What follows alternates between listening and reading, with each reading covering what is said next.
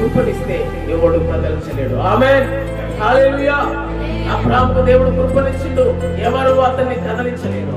బైబిల్లో అపోస్తలుడైన పౌలుకు కృపనిచ్చిండు, ఎవరు నూతన పరిచర్యను తన ఆత్మీయతను కదల్చలేరు. కొర్నేలుకు దేవుని అభిషేకం ఇచ్చినాడు, ప్రార్థన బలం, ఎవరు తనని కదలించలేరు.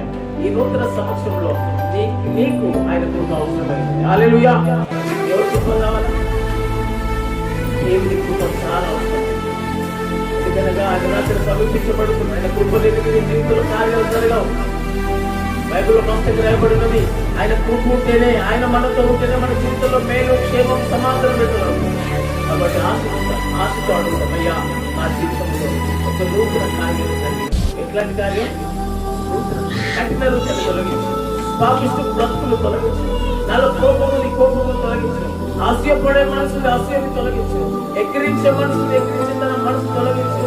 అయ్యా నాలో ఉన్న పాపిస్తీ హృదయమును తుడిచివేయి, నూతనముగా మార్చని దేవుని కోసం హల్లెలూయా.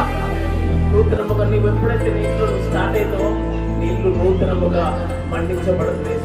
ఆమేన్.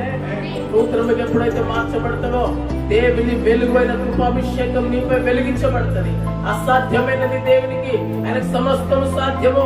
ఆయన ఏదైనా చేయగలుగుతాడు. ఆయన కృప నీతో ఉన్నప్పుడు ఏదైనా ప్రార్థించినప్పుడు దేవుడికి మేలు చేయడానికి సిద్ధపరచబడతాడు. హల్లెలూయా.